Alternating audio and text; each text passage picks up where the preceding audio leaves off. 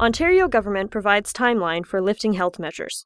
Dan Kearns, local journalism initiative reporter for The Standard. Durham Kawartha Lakes.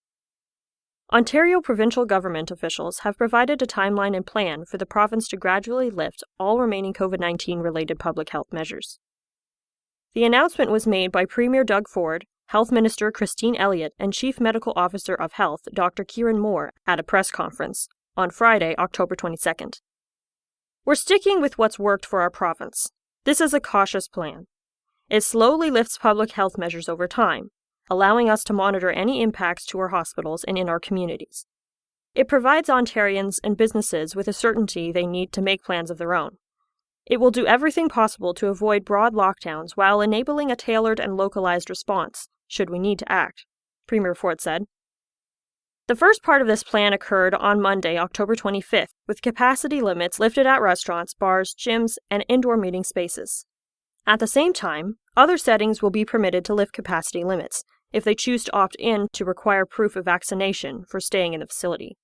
This includes settings like personal care services, such as barbershops and salons, and the indoor areas of amusement parks, museums, and galleries. However, proof of vaccination will not be required in settings where people receive medical care, food from grocery stores, or basic medical supplies. At no time will people be denied these services based on their vaccination status, Minister Elliott explained.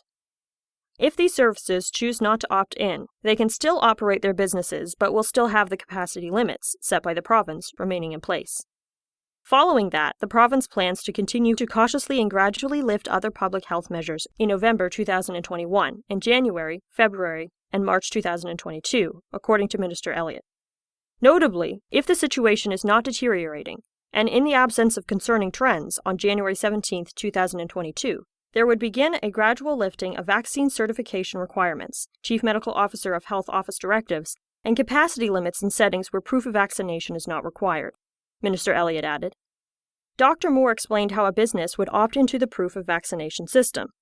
Opting in will be at a local level. They have to put signage in place if they are opting into the immunization certification process. If they want to do it for an event or for a 24-hour period, then there would be signage, public disclosure, and that would be enforced by the local bylaws or public health agency as needed, he said. The face mask requirement is expected to be in place until late March 2022, and the province is hoping to have all public health measures lifted by the end of March. MPP Lindsey Park becomes an independent. Dan Kearns, local journalism initiative reporter for The Standard. Durham. Durham MPP Lindsey Park has chosen to leave the Provincial Conservative Caucus following comments made about her vaccination status. In a recent statement posted on her Twitter account, MPP Park said a breakdown in trust had occurred after House Leader Paul Calandra put out a statement saying the Durham MPP had misrepresented her vaccination status. I have decided that it is not possible to continue as a Progressive Conservative member in the legislature, and I am resigning from the Progressive Conservative Caucus, effective immediately, Ms. Park's statement read. I will continue to serve my constituents until the next provincial election, sitting as an independent member, and I will continue to contribute to Conservative causes well into the future. Being the member of Provincial Parliament for Durham and being Durham's voice at Queen's Park has been the honour of my life. The House Leader's statement was released after MPP Park was removed from her role as Parliamentary Assistant to the Attorney General.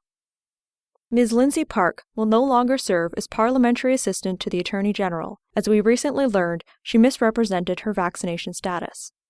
Ms. Park has, however, provided proof of medical exemption. We subsequently verified the vaccination status of caucus members, and as such, our caucus is fully vaccinated, with the exception of 2 members who have received medical exemptions, read the statement from Government House Leader Paul Calandra.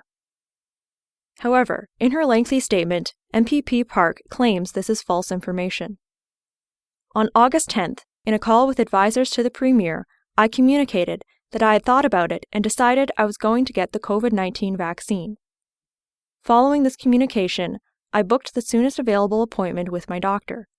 After meeting with my doctor advised that I should not take any COVID-19 vaccines due to my personal medical history and provided me a written exemption. My doctor provided a medical exemption due to a severe allergic reaction in my past to a flu vaccine. I also have a family medical history where one of my grandparents developed Guillain-Barré syndrome following a flu vaccine, she explained.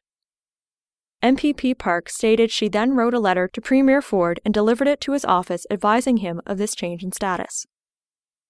She later checked with the Premier's office and was assured by a senior member of the Premier's office that the letter was received. All caucus members were required to show either proof of vaccination or medical exemption to remain as a member of the party. And there will be a similar requirement for any Conservative candidate looking to run in the 2022 election. But Ms. Park described her emotions as shocked and horrified when House Leader Calandra put out his statement earlier this month. MPP Park also seemed to hint at a decision not to run in next year's provincial election. I know the people of Durham will elect a member of provincial parliament as my successor who will continue the important community projects we have advanced during my term, and will start new ones that will continue to make Durham one of the best places to live, work, and raise a family. Hearing date set for supportive housing bylaw case between Brock, Durham. Dan Kearns, Local Journalism Initiative reporter, for The Standard. Brock. A court date has been set for February 17th in Superior Court to hear the case between the Region of Durham and Brock Township regarding the supportive housing project dispute. Durham Region's notice of application, recently provided to The Standard, states there will be a hearing via video conference for this case. According to the application, filed in late September, the Region of Durham is seeking a declaration quashing interim control bylaw 2994-2000 of the Township of Brock for illegality and is being contrary to public policy. However, the Region stated they will also accept an interim order for an injunction restraining the respondent from implementing the bylaw. In November, Brock Township councillors voted to pass an interim control bylaw to prohibit the establishment of supportive housing and modular construction, including manufactured dwelling houses, for a period of 12 months in order to allow for the appropriate completion of further research and consultation. In their argument, the Region wrote the bylaw is a form of people zoning and claims the township passed the bylaw in bad faith. The Region also shared the intention of the bylaw was to delay the commencement of the supportive housing project until such a time as the Ontario government funding is withdrawn and the project is effectively killed. The interim control bylaw halted a planned 50-unit supportive housing project in Beaverton. In a letter sent to the Region by Brock Township in February of this year, the township stated this bylaw was just part of their due process. It is important to clarify, prior to each of the steps the township has taken, in response to the Region's proposed development, the Township of Brock, meaning the Township Council, has sought and received the advice of its legal counsel, Loopstra Nixon LLP. All of these steps, taken by Brock Council, were made in good faith and in the public interest. They were not, as has been suggested by the Region, illegal, passed in bad faith, or contrary to public policy, the letter read. That letter also explained the interim control bylaw was meant to prohibit the establishment of supportive housing and modular construction developments until the township has the time to review whether the zoning bylaw adequately regulates the appropriate location, use, development standards, total number, and separation distances of such developments. But the Region regards this bylaw as contrary to the Ontario Provincial Policy Statement and Section 38, Subsection 7 of the Planning Act, as well as inconsistent with the Ontario Human Rights Code. In a recent press release, Brock Township stated they will continue to work with their solicitor and the Region of Durham solicitor in hopes of achieving a mutually beneficial agreement which addresses the concerns raised by Brock Council and its residents. Kawartha Lakes Council makes final decision to approve Lindsay ATV route. Dan Kearns, Local Journalism Initiative reporter, for The Standard. Kawartha Lakes. After a lengthy debate, Kawartha Lakes Council has decided to allow ATVs on Lindsay roads. The decision was made at a council meeting on Tuesday, October 19th. And it is our responsibility to ensure the rollout of the pilot is done in a way that prioritizes the safety of our community, Mayor Andy Letham said in a press release. I want to remind our residents this is a 2-year pilot program, whereby the goal is to monitor and gather information to determine the success of the route. We will work closely with our enforcement partners to make sure those participating are doing so responsibly, and that the protection of our residents, both those on and off the trails, remains top of mind. At the meeting, Mayor Lethem proposed denying all-terrain vehicles access to local, collector, and arterial roads in Lindsay. The majority of residents in Lindsay at this time, whether they're right or whether they're wrong, do not want and are not in favor of ATVs on the roads in the town of Lindsay, he explained. Ward 5 Councillor Pat Dunn spoke against the motion. It shouldn't be all about Lindsay, he said. These roads we are running on are paid for by the citizens of the city of Kawartha Lakes and the province. I live on Colborne Street. I don't own Colborne Street.